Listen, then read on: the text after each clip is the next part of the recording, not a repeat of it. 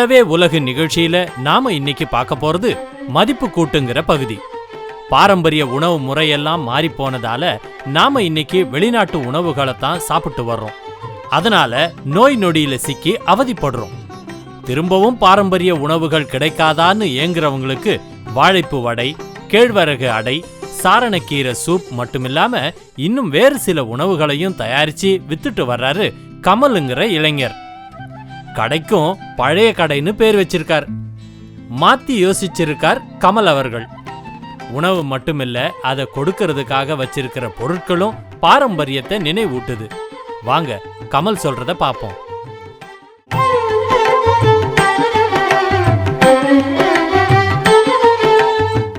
வணக்கம், என்னுடைய பேர் கமல். நான் மணலி பகுதியில் இருக்கேன். இந்த பகுதியில் பழைய கடை அப்படின்ற பேரில் ஒரு உணவகம் சின்னதாக சிற்றுண்டிலேருந்து ஆரம்பித்து இப்போ நாங்கள் உணவுலாம் காலை உணவுலேருந்து மாலை உணவு வரைக்கும் நாங்கள் கொடுக்க தயார் பண்ணிகிட்ருக்கோம். முழுக்க மூலிகைகளோடு செயல்படுறோம். இது கிட்டத்தட்ட நம்மாழ்வார் ஐயா சொன்ன வழியில் நாங்கள் நடந்துக்கிட்டு இருக்கோம். வியாபாரத்தில் கூட ஒரு நல்ல எண்ணத்தோட நோக்கத்தோடு செயல்படுற ஒரு விஷயம் இது. நாங்கள் கொடுக்குற உணவு அடுத்தவங்களுக்கு எந்த விதமான கெடுதலும் இல்லாமல் நல்லபடியாக போய் அவங்களோட தலைமுறைகளை வாழ வைக்கிறதுக்கான ஒரு வழியாக தான் நாங்கள் இதை பண்ணிகிட்டு இருக்கோம். முதல்ல காவல்துறைகளுக்கு நாங்கள் இந்த ஊரடங்கு காலங்களில் இலவசமாக சூப்பு கொடுத்து உதவி பண்ணிகிட்டு இருந்தேன். ஒரு கிட்டத்தட்ட 4 மாதங்கள் சூப்பு கொடுத்து உதவி பண்ணோம். இந்த 2வது அலையிலையும் நாங்கள் அந்த மாதிரி கொடுத்து உதவி பண்ணோம். முதல் அலையில் கொடுத்து உதவி பண்ணும்போது எங்களோட மூலிகை சூப் ரொம்ப நல்லாயிருக்கு, நீங்கள் இதை கடையாகவே வைக்கலாமே அப்படின்னு சொன்னாங்க எங்ககிட்ட. முதல்ல நாங்கள் கொரோனா அவங்க காவல்துறை நம்ம எல்லாருக்கும் பாதுகாப்பாக சாலைகளில் இருக்கும்போது அவங்களுக்கு நோய் எதிர்ப்பு சக்தி உண்டாகிற மாதிரி மூலிகைகளை நாங்கள் தேர்ந்தெடுத்து அதுலேருந்து ஒரு சூப் வச்சு கொடுத்தோம். அந்த நோக்கம் நல்லா இருக்குது அப்படின்னு நிறைய பேர்கிட்ட சொன்னதுனால இது மக்களுக்கே நம்ம செஞ்சால் என்ன அப்படின்றதுனால இந்த பழைய கடை அப்படிங்கிற பேரில் நாங்கள் போட்டிருந்தோம். இது MMTA 2வது பிரதான சாலையில் ஒரு பெரிய பூங்கா ஒன்று இருக்குது. அங்கேயே தான் நான் என்னோடய முதல் கடை போட்டிருந்தேன். அதோட வரவேற்பு மக்கள் மத்தியில் நல்லா இருக்குது அப்படின்ற காரணத்தினால இந்த பகுதியில் ஏரி பார்க்கு பூங்கான்னு சொல்லுவாங்க, இதுக்கு எதிரிலையும் ஒரு சின்ன கடை, இது வாடகை கடை. அது நாங்கள் ரோட்டு கடையாக போட்டு பயன்படுத்திகிட்டு இருந்தோம்.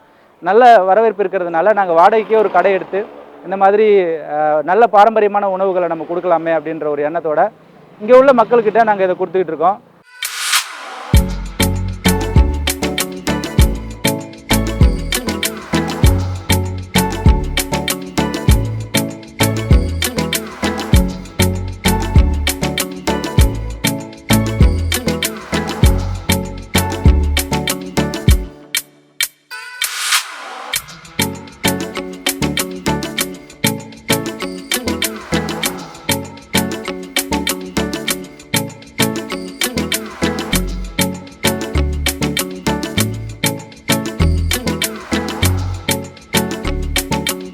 ஒரு மூலிகை சூப்பு ஒன்று போடுவோம், கேழ்வரகு அடை ஒன்று போடுறோம், வாழைப்பூ வடை போடுவோம், சிறுதானிய பணியாரங்கள், கம்பு கேழ்வரகு குதிரைவாளி கலந்த சிறுதானிய பணியாரங்கள் கொடுக்குறோம். இப்போ காலையிலையும் மாலையிலையும் டிஃபன் கொடுக்குறோம். காலை உணவும் இரவு உணவு தயார் பண்ணி கொடுக்குறோம். அந்த ரெண்டுமே இட்லிலையும் தோசையிலையும் மூலிகைகள் கலந்து கொடுக்குறோம். எல்லா வித உணவும் இங்கே எல்லா வித மூலிகையிலையும் உணவு நாங்கள் கொடுக்க தயார் பண்ணிகிட்டு இருக்கோம். மக்களோட வரவேற்பு பெருசாக இருக்குது. இயற்கையை நாடி வர்றவங்க கட்டாயமாக நம்ம கடையை பார்த்தாங்கன்னா நிற்பாங்க.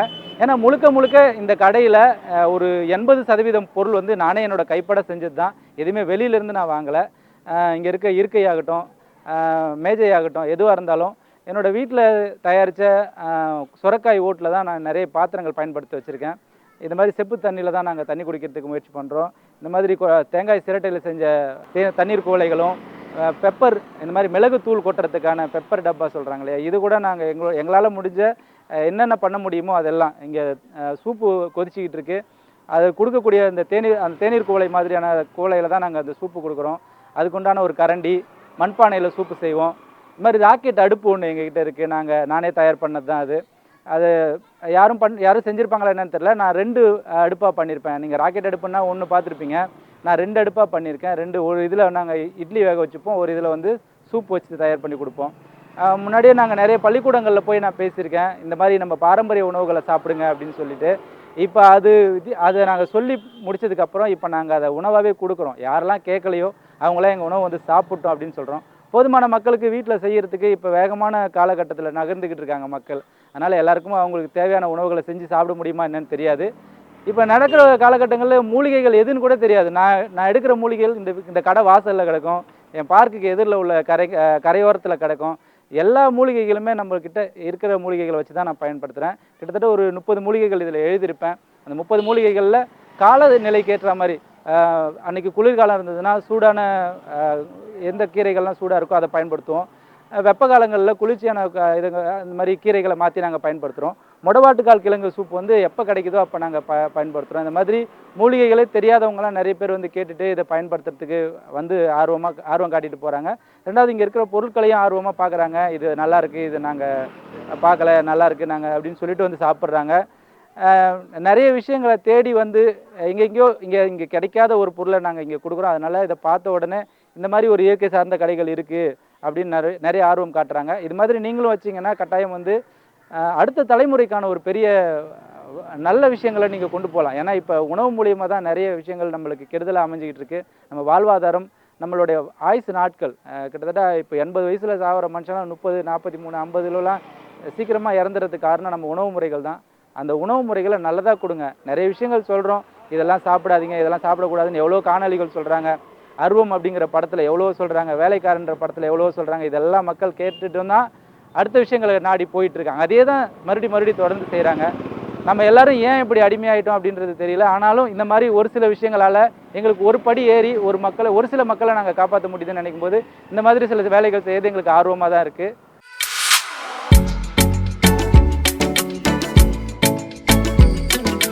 நான் சொன்னேன் இல்லையா, இந்த சூப்பு ஒன்று தயாரிக்கிறோம் அப்படின்னு சொல்லிட்டு மண்பானையில் தான் நாங்கள் சூப்பு போட்டிருக்கோம். மூலிகை சூப்பு தான் இது. இது வந்து இந்த சாரணைக்கீரை அப்படின்னு சொல்லக்கூடிய இந்த கீரை வகையிலேருந்து நாங்கள் இன்றைக்கி சூப்பு போட்டிருக்கோம். இது நம்ம உடம்புல தேவையான மருத்துவ குணங்கள் வந்து 23 வகையான மருத்துவ குணங்கள் வந்து கொண்டது இந்த சாரணைக்கீரை அப்படின்னு சொல்கிறது. அப்படி இன்னும் விவரம் வேணும் அப்படின்னு சொன்னால் வலையொலியில் போய் பாருங்கள். யூடியூப்பில் பார்த்தீங்கன்னா சாரணைக்கீரையோட மருத்துவ குணங்கள் நிறைய சொல்லுவாங்க. அது பாருங்கள், உங்களுக்கு சூடாக நான் ஊற்றி கொடுக்குறேன். இப்போ நீங்கள் சூப்புன்னா மற்ற கடையில் பார்ப்பீங்க, இந்த கார்ன்ஃப்ளான் பவுட்ரு அது இதுன்னு நிறைய கலந்து கொடுப்பாங்க. அந்த மாதிரிலாம் இல்லாமல் இயற்கை முறையில் தேங்காய் சிரட்டையில் உங்களுக்கு ஒரு சூப்பு பண்ணி காட்டியிருக்கேன். இதை நீங்கள் சுவைச்சு பார்த்துட்டு கூட சொல்லலாம். முன்னாடியே சொன்ன மாதிரி இந்த சூப்பு வந்து இந்த சாரணைக்கீரையில் தான் செஞ்சது. இந்த சாரணைக்கீரை வந்து இப்போ நிறைய பேர் அவங்க வீட்டு தோட்டங்கள்லேயே கிடக்கும். இதை களை செடி நிறைய பேர் பிடுங்கி போட்டுருவாங்க. ஆனால் இதுக்கு உண்டான மருத்துவ குணங்கள் யாருக்கும் தெரியறதில்ல. இப்போ இது வந்து சிறுநீரக பிரச்சனைகள்லாம் நிறைய சரியாக்கும்னு சொல்கிறாங்க. அதனால் இதை நீங்கள் பார்த்தீங்கன்னா கூட சாரணைன்னு நீங்கள் போட்டு பாருங்கள். இதை பார்த்தீங்கன்னா எங்கேயுமே விடாதீங்க. இந்த மாதிரி கீரைகள் வந்து நம்ம உடம்புக்கு ரொம்ப ஆரோக்கியம் தரக்கூடிய கீரைகள். நிறைய இடத்துல வீணாக முளைச்சி கிடக்கும். இதை நீங்கள் தாராளமாக பார்க்கலாம். உங்களுக்கு சின்ன இடம் இருக்குது அப்படின்னு சொன்னால் அந்த சின்ன இடத்துல கூட இந்த சாரணைக்கீரை அதிகமாக முளைச்சிருக்கும். இன்றைக்கி நம்ம கடையில் சாரணைக்கீரை தான் இப்போ பார்க்குறோம். அடுத்தது நம்ம வாழைப்பூவை பற்றி வடையை பற்றி பார்க்கலாம்.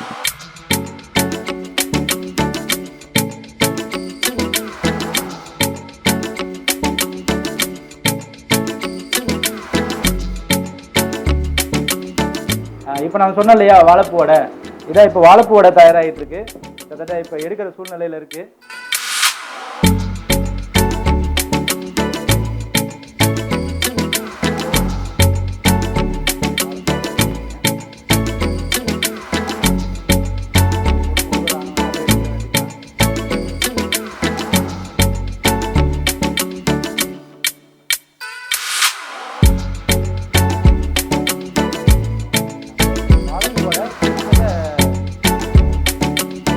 அழுத்தம் காரணமாக, மன அழுத்தம் இருக்கு இல்லையா, ப்ரெஷர் காரணமாக இருக்கவங்களும் சர்க்கரை நோய்க்காரங்களும் சாப்பிடக்கூடிய ஒரு நல்ல மருத்துவ குணமான பொருள் தான் வாழைப்பூ வடை. நிறைய பேர் வீட்டில் இப்போ அந்த வாழைப்பூவை சுத்தம் பண்ணி போட்டு செய்கிறதுக்கே ஒரு பெரிய வேலையாக நினைக்கிறாங்க. இந்த மாதிரி விஷயங்கள்லாம் செய்கிறதுக்கு கஷ்டமாக இருக்குது அப்படின்ற காரணத்தினால தான் இதை நாங்கள் கடைகளில் சீக்கிரமாக செஞ்சு கொடுக்கறதுக்கு முயற்சி பண்ணுறோம். ரொம்ப சிரமமாக இருக்கவங்க நம்ம கடைக்கு வந்தீங்கன்னா ப்ரெஷரை குறைச்சிட்டு போயிடலாம்.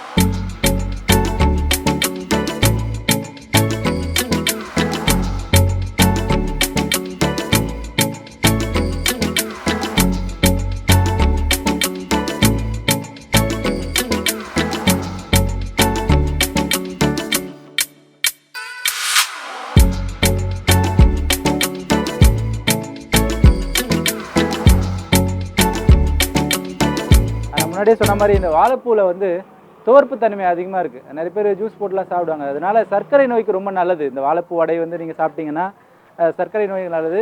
பெண்களுடைய கர்ப்பப்பை சம்பந்தமான நோய்களுக்கு இது ரொம்ப நல்லது. வாழைப்பூ கிடைக்கும்போது நிறைய இடத்துல சாப்பிட்ருங்க. அப்படி இல்லாதவங்க நம்ம கடைக்கு வந்து சாப்பிடுங்க தாராளமாக.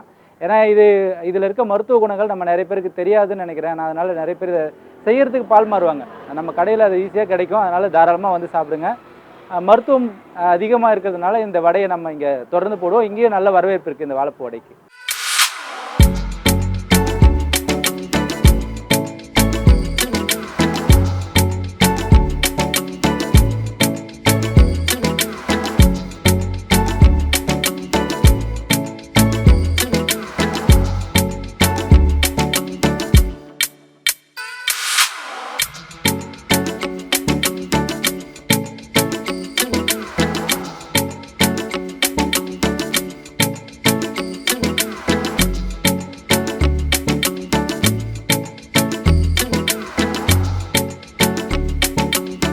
முன்னாடியே சொன்ன மாதிரி சமூக வலைதளங்கள்லேருந்து ஊடகங்கள் வரைக்கும் ஏதாவது வித்தியாசமாக பண்ணால் தான் நம்ம வந்து இந்த துறையில் சாதிக்க முடியும் அப்படின்ற மாதிரி ஒரு சில விஷயங்கள்லாம் இருக்குது இல்லையா? அதில் யோசிச்சு தான் நான் ஒரு நண்பர் வீட்டில் இந்த மாதிரி டயர்களை பயன்படுத்தினதை பார்த்துருந்தேன். அதுக்கு முன்னாடி ஒரு பஞ்சர் ஓட்டுற கடைக்கு போகும்போது சும்மா டயர் அடுக்கி போட்டு வச்சுருந்தாங்க. அதில் உட்காந்துருந்தேன் ஒரு முறை. அதோட அனுபவமே வித்தியாசமாக இருந்தது. இது மாதிரி நம்ம வீடுகளுக்கோ அல்லது நம்ம இருக்கிற இடத்துக்கு பண்ணிக்கிட்டா என்ன அப்படின்ற மாதிரி ஒரு சிந்தனை வந்தது. அது மூலிமா தான் இந்த மாதிரி டயர்களை நம்ம போட்டுட்டு பண்ணணும் அப்படின்னு நினச்சிட்டு இருந்தேன். அது நம்ம கடைகளுக்கு பயன்படுத்திக்கிட்டதுக்கு ஒரு வாய்ப்பு கிடச்சிது. அதில் கடைகளில் பயன்படுத்தினாலும் ஒரு சிந்தனை வந்தது. இதை கொஞ்ச நாளைக்கு முன்னாடி வந்து இதை ஒட்டி பயன்படுத்தியிருந்தேன். அதுக்கப்புறம் அது சீக்கிரமாக விட்டுற ஆரம்பிச்சிது. இப்போ இதை ஸ்க்ரூ பண்ணியிருக்கேன் நான். அதனால் இது கொஞ்சம் இன்னும் எளிமையாக இருக்குது. இது மாதிரி நீங்களே பண்ணிக்கலாம்.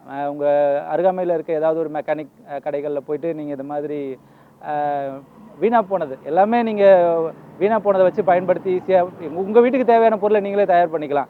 ஆனால் இதில் உட்கார்ற அனுபவம் வந்து உங்களுக்கு தனியாக இருக்கும். இங்கே நிறைய பசங்க வருவாங்க. எதிரில் பூங்கா இருக்குது. சின்ன பசங்களாம் வந்தால் இதில் அப்படியே புஷ்பேக் மாதிரி ஒரு அனுபவம் இருக்குன்றதுனால இதில் குதித்து விளையாடுறதே ஒரு பெரிய விஷயமா பார்ப்பாங்க.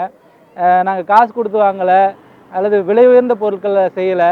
ஆனால் இதை பார்க்குறதுக்கு மக்கள் ரொம்ப சந்தோஷமாக பூரிப்பாக வராங்க. சின்ன பசங்கள்லாம் பார்த்தா இதை ரொம்ப அனுபவமாக ஒரு சில பேர் சொல்லியிருக்காங்க. இதில் வந்து உட்கார்ந்து சாப்பிட்றதுக்காகவே நாங்கள் இந்த கடைக்கு வரோம் அப்படின்ற மாதிரிலாம் சொல்லியிருக்காங்க. அந்த மாதிரி நீங்களும் இது வீட்டில் வச்சே பண்ணலாம். நீங்கள் இதை நான் டிவி ஸ்டாண்டுக்காக கூட நீங்கள் வச்சுக்கலாம். இந்த மாதிரி மேஜையாக பயன்படுத்திக்கலாம், இருக்கையாக பயன்படுத்திக்கலாம். பெரிய டயராக இருந்ததுன்னா உங்களோட வடிவத்துக்கு பயன்படுத்திக்கலாம். நான் கை கழுவுறதுக்கு ஒரு வாஷ் பேஷன் மாதிரி செய்யறதுக்கு ஒரு சிந்தனை இருக்குது. ஆனால் கூடுமான நேரம் கிடைக்கல. பின்னாடி பார்த்தீங்கன்னா கூட ஒரு நிலை இருக்கை மாதிரி இருக்கும் உங்களுக்கு. அது கூட நான் என் வீட்டில் பண்ணது தான். ஒரு மரத்துண்டு வச்சு கீழே சிமெண்ட் போட்டு அது மேலே ஒரு கீழே சிமெண்ட். அது ஒரு வார கால வேலை நடந்தது. கீழே ஒரு 3 நாள் போட்டு ஆற வச்சேன். அதுக்கப்புறம் தலைக்கீழே போட்டு ஆற வச்சு அது இப்போ நல்ல நின்றுட்டு சாப்பிட்றதுக்கு அது ஒரு நல்ல வகையானதாக இருக்குது. இன்னொன்று செஞ்சு வச்சுருக்கேன். அது வீட்டில் இருக்குது. அது மாதிரி நிறைய பொருட்களை நம்ம சிந்தனைப்படி யோசிச்சு நம்ம பண்ணிக்கலாம். இது நம்மளுக்கே தேவையான ஒரு தனித்துவமாக இருக்கும். யாருக்கிட்டையும் இல்லாத மாதிரி ஒரு புதுவிதமான பொருளாக நம்ம பார்க்கலாம் இதை.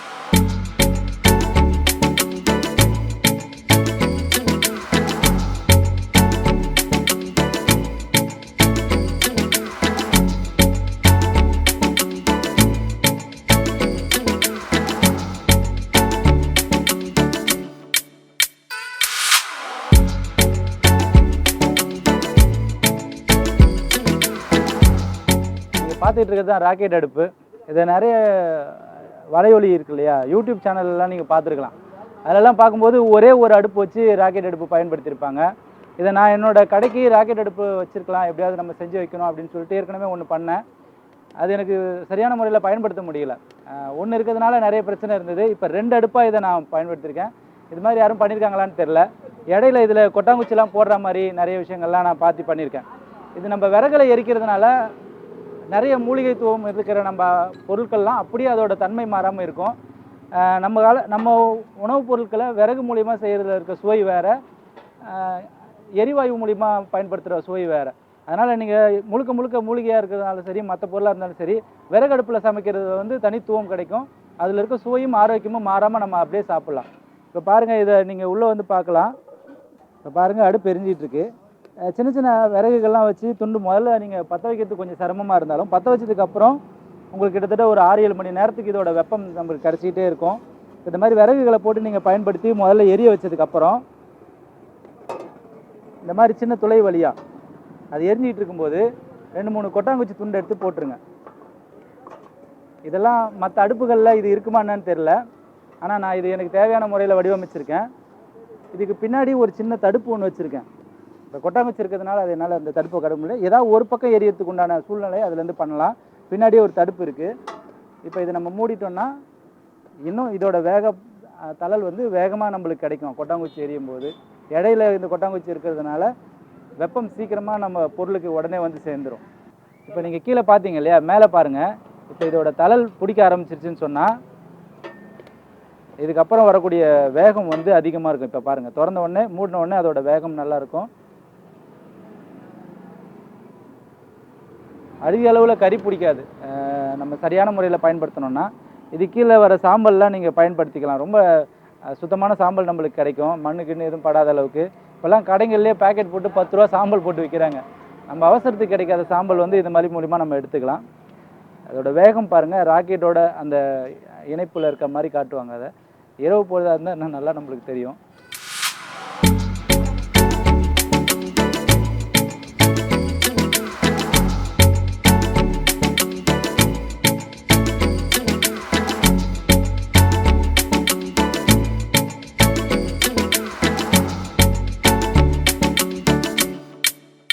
இப்போ நிறைய இடங்களில் பார்த்தீங்கன்னா ஒரு அடுப்பு தான் பண்ணியிருப்பாங்க. என்னோடய தலைவர் சொன்னார், இது மாதிரி 2 அடுப்பாக இப்படியாக பயன்படுத்தி பாருங்கள் அப்படின்னு சொல்லிட்டு. இப்போ நான் இதை 2 அடுப்பாக பயன்படுத்தியிருக்கேன்.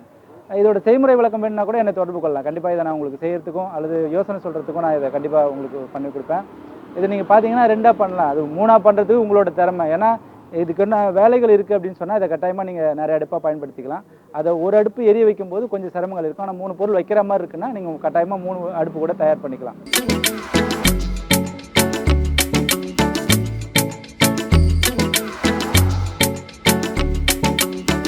இது கேழ்வரகு கடை தயாராகிடுச்சு நம்ம கடையில். நிறைய மாலை நேர சிற்றுண்டிகளில் நீங்கள் போயிட்டு சமோசா அது மாதிரி உடம்பு கெடுக்கக்கூடிய பொருட்கள் நிறைய இருக்குது. அது மாதிரிலாம் வாங்காமல் நம்ம கடைக்கு வந்தீங்கன்னா இது மாதிரி கேழ்வரகு கடை, அந்த வாழைப்பூ வடை, இது மாதிரி சில விஷயங்கள் வந்து சாப்பிட்லாம். இது நம்ம உடம்புக்கு ரொம்ப ஆரோக்கியமானது. ராகி வடை அடையெல்லாம் செஞ்சுருக்காங்க, நீங்கள் பார்த்துருப்பீங்க. அந்த மாதிரி ஒரு பொருள் தான் இதெல்லாம். நாங்கள் முழுக்க இந்த பகுதியில் வந்து வடையை தவிர மீதி எல்லாமே செக்கு எண்ணெயில் பண்ணுறோம். தாராளமாக வந்து சாப்பிடுங்க. இப்போ நம்ம முன்னமே பார்த்த மாதிரி நம்ம பொருட்கள் வந்து எதுவுமே பன்னாட்டு நிறுவனங்களால் தயாரிக்கப்பட்டது கிடையாது. நம்மக்கிட்ட பானங்கள் கூட பார்த்திங்கன்னா இந்த நம்ம பழைய காலத்து கோலி சோடா இருக்குது இல்லையா, அதுலேயே கொஞ்சம் வகையானது நாங்கள் எடுத்து வச்சுருக்கோம். அந்த பக்கம் பார்த்திங்கன்னா பதனி இருக்கும், நீராபானம்னு சொல்லுவாங்க. தென்னை மரத்தோட பதனியை நாங்கள் எடுத்து வச்சுருக்கோம். காலங்களுக்கு தேவையான மாதிரி நம்மக்கிட்டேயே நிறைய பொருட்கள், நல்ல பொருட்கள் இருக்குது. நாம் தான் அதை தேடாமல் வெளிநாட்டு பானங்களையும் எத்தனை படங்களில் சொல்கிறாங்க. ஜோக்கர்ன்ற படத்தில் ரொம்ப எளிமையாக சொல்லுவாங்க, நம்ம சாப்பிட்ற எல்லா பொருளுமே வந்து விஷமான பொருட்கள்னு. நம்மக்கிட்ட இருக்குது நிறைய நல்ல பொருட்கள் இருக்குது, அதை நம்ம தேட மாட்டேங்கிறோம். நம்ம பாரம்பரிய உணவுகள் எவ்வளவோ இருக்குது, நல்ல உணவுகள் இருக்குது, அதெல்லாம் நம்ம தேடாமல் இன்றைக்கி நேற்று அதுக்கு முன்னாடி வந்த பொருட்கள் எல்லாம் நம்ம பார்க்குறமே தவிர நம்ம பாரம்பரிய பொருட்களை நம்ம பார்க்குறது கிடையாது. வீடுகளில் செஞ்சு கொடுக்குறது இப்போ எல்லாருக்கும் மழுங்கி போச்சு. காலம் வேகமாக போக போக எல்லாருமே சிற்றுண்டிகளில் போய் தேக்கணும். அதிகபட்சமான இந்த துரித உணவுகள் ஃபாஸ்ட் ஃபுட்டை நம்ம தேடி எவ்வளோ நம்ம போக ஆரம்பிக்கிறோமோ நம்ம வாழ்க்கை தரமும் அதுக்கேற்ற மாதிரி போகும். ஏன்னா ஒரு காலகட்டங்களில் நம்ம நெல் வந்து 180 நாட்கள் நம்ம பயிரிட்டோம். இப்போ 90 நாட்களில் பயிரிடுறோம். நம்ம 120 வருஷம் இருந்தோம், இப்போ 80 வருஷம் இருக்கும் அப்படின்றதுக்கு அது ஒரு உதாரணம் தான். நம்மாழ்வார் ஐயா சொன்ன மாதிரி நம்மளுக்கு தேவையான பொருட்கள் நம்ம கூடயே இருக்குது. நம்ம சுவாசிக்கும் போது நம்ம கைப்பட்டு தண்ணி விழும்போதும் நம்மளுக்கு தேவையான பொருட்களை நம்ம சுற்றி இருக்கிற கீரைகளே தரும் அப்படின்னு சொல்லி அவர் சொல்லியிருக்காரு. அந்த கீரைகளை எடுத்து நம்மளுக்கு தேவையானதை பயன்படுத்திக்கலாம் அப்படின்றது தான் எங்களோட உணர்வு. அதை தான் நம்ம எல்லாரும் செய்யணும். நீங்கள் செய்கிற மாதிரி வியாபார நோக்கத்துக்காக பண்ணுறதுலையும் உங்களுக்கு ஒரு தான தர்மம் பண்ணுற மாதிரி தான் இது. நீங்கள் கொடுக்குற இந்த பொருட்கள் வந்து அடுத்த தலைமுறையை காப்பாற்றுற மாதிரி இருக்கிற பொருட்களாக கொடுங்க. அது உங்களுக்கும் சரி, உங்கள் குடும்பத்துக்கும் சரி, எடுத்துகிட்டு போகிற உங்கள் குடும்பத்துக்கும் நல்லாயிருக்கும். நன்றி. அடுத்து வரப்போகிற நிகழ்ச்சி உழவன் குரல். இயற்கை விவசாயத்தை நம்மாழ்வார் வலியுறுத்தினார். அவரை மாதிரியே பாரம்பரிய விதை நெல்களை காக்கணும்னு நெல் ஜெயராமன் தன்னையே அர்ப்பணிச்சார். நமது நெல்லை காப்போம்ங்கிற அமைப்போட ஒருங்கிணைப்பாளராக இருந்து வழி நடத்தினார். இன்னைக்கும் அந்த அமைப்பு உயிர்ப்போட செயல்படுது. கிரியேட்டுங்கிற பேர்ல செயல்படுற அந்த அமைப்போட தலைவர் முனைவர் துரைசிங்கம் உழவர்கள் சார்பில் பேசுறாரு. வாங்க பாப்போம்.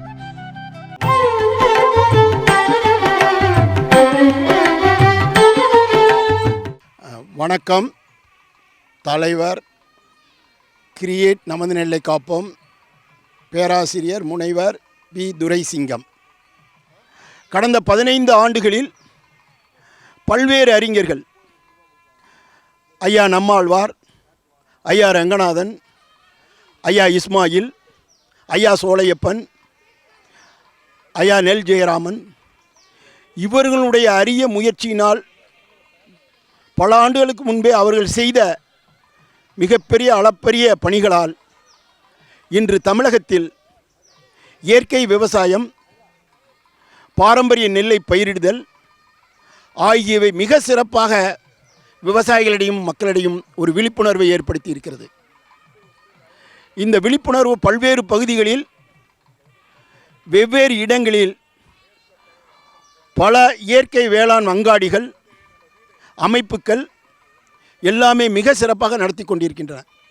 குறிப்பாக இந்த விழாவின் காரணமாக கிரியேட் நமது நெல்லை காப்போம் இயக்கம் மட்டும் முதலில் 2004 ஆரம்பித்த இந்த நெல் திருவிழா கடந்த 4-5 ஆண்டுகளில் பல்வேறு அமைப்புகள், விவசாய அமைப்புகள், தொண்டு நிறுவனங்கள், கல்லூரிகள், பல்கலைக்கழகங்கள், அரசு சாராத இதர அமைப்புகள் வெவ்வேறு இடங்களில் இந்த நெல் திருவிழாவை நடத்தி கொண்டிருக்கிறார்கள். உண்மையிலேயே கிரியேட் நமது நெல்லை காப்போம் சார்பாக நாங்கள் மனதார அதை வரவேற்கிறோம். இன்னும் கிராமங்கள் தோறும், இன்னும் பட்டிகள் தோறும், நகரங்கள் தோறும் இது இன்னும் விரிவடைந்து தமிழகம் ஒரு இயற்கை மாநிலமாக மாற வேண்டும் என்பதுதான் எங்களுடைய முழுமையான நோக்கம். இப்பொழுது எங்களுக்கு இருக்கக்கூடிய ஒரு சேலஞ்சு, ஒரு சவாலாக இருக்கக்கூடியது அங்காடி பிரச்சனை. அதாவது விவசாயிகள் விவசாயம் செய்யக்கூடிய இந்த இயற்கை வேளாண் பொருட்களை விற்பதில் மிக சிரமப்படுகிறார்கள், சில சவால்களை சந்திக்கின்றார்கள். அதேபோல் நுகர்வோர்களும் இந்த பொருள்களினுடைய வாங்குவதிலும் சில சவால்களை சந்திக்கிறார்கள். இந்த சவால்கள் விவசாயிகளுக்கு என்னவென்றால், முறையாக அங்காடி இல்லாததினால் விற்பனையில் ஒரு சில விவசாயிகள் நல்ல முறையில் செய்தாலும் பல விவசாயிகள் சில பிரச்சனைகளை சந்திக்கின்றார்கள். அதற்கும் அதேபோல் நுகர்வோர்கள் மிகப்பெரிய பிரச்சனையை சந்திக்கிறார்கள். அதாவது முதலில் இது உண்மையிலே ஆர்கானிக்கில் உற்பத்தி செய்யப்பட்ட பொருள்களா? பல்வேறு ஆர்கானிக் அங்காடிகள் ஆங்காங்கே முளைத்து கொண்டிருக்கின்றன. இது உண்மையிலே ஆர்கானிக்கில் விளைவித்த பொருள்கள் தானா? அதேபோல் சில பொருள்கள் மிக அதிகமான விலைக்கு விற்கப்படுகிறது. இந்த 2-3 விஷயங்களையும் இந்த ஆண்டு முதல் கணக்கெடுத்து கிரியேட் நமது நெல்லை காப்போம் இயக்கம் வருங்காலங்களில் நாங்கள் அங்காடியினுடைய ஸ்ட்ராட்டஜிஸ், அதாவது மார்க்கெட் ஸ்ட்ராட்டஜிஸ், அங்காடி எந்த அளவுக்கு விரிவுபடுத்தி ஒரு நல்ல நிலையை கொண்டு செல்வது என்பதை நாங்கள் ஆராயவிருக்கின்றோம். அதே சமயத்தில் தேவையை அதிகரிப்பதற்கு, அந்த தேவை அதிகரித்தால்தான் உற்பத்தி அதிகரிக்கும், விவசாயிகளுக்கு ஒரு நல்ல லாபம் கிடைக்கும், அங்காடி பொருட்கள் விற்பனை செய்யப்படும் என்பதை நோக்கில் கொண்டு நுகர்வோர்களிடையே மிகப்பெரிய விழிப்புணர்வையும், இந்த இயற்கை வேளாண் உற்பத்தி பொருட்களில் மருத்துவ குணங்கள், உயிர் சத்துக்கள் இருப்பதை விரிவாக எடுத்துரைத்து அதை ஒரு பிரச்சார கேம்பெயினாக கொண்டு போக அடுத்த ஆண்டு முதல் எத்தனித்திருக்கிறோம். ஆகவே வருங்காலங்களில் நிச்சயமாக தமிழகம் ஒரு இயற்கை மாநிலமாக மாறுவதற்குரிய அனைத்து சாத்தியக்கூறுகளும் இருக்கின்றது. குறிப்பாக அரசும் இதை ஒரு நிலைக்கு எடுத்து அரசை இந்த ஆர்கானிக், அதாவது இயற்கை வேளாண்மை கொள்கையை கணக்கில் கொண்டு இந்த நிதி பட்ஜெட்டில் ஒரு நல்ல நிலைக்கு உந்துதல் கொடுக்கக்கூடிய நிலைக்கு அரசு கொண்டு வந்திருக்கிறது என்பதையும் ஒரு மகிழ்ச்சிகரமான விஷயம். அதையும் உண்மையிலே நாங்கள் வரவேற்கிறோம். இன்னும் இதில் நிறைய செய்ய வேண்டியது இருக்கிறது. ஸ்டேட் ஆர்கானிக் பாலிசி அரசு கொண்டு வர வேண்டும். அதாவது மாநில இயற்கை வேளாண் கொள்கையை முழுமையாக கொண்டு வந்தால்தான் நுகர்வோர்களுக்கும் விவசாயிகளுக்கும் ஒரு சட்ட ரீதியான பாதுகாப்பு, இயற்கை வேளாண்மை பொருட்களை உற்பத்தி செய்வதில், விற்பனை செய்வதில், நுகர்வோதில் விலை அளவு, தரம், எடை அளவு எல்லாத்தையும் ஒரு முறைப்படுத்த முடியும். ஆகவே மாநில அரசு வருங்காலங்களில் இயற்கை வேளாண் கொள்கையை, ஸ்டேட் ஆர்கானிக் பாலிசியை சட்டமாக கொண்டு வர வேண்டும் என்று நான் அரசை கேட்டுக்கொள்கின்றேன்.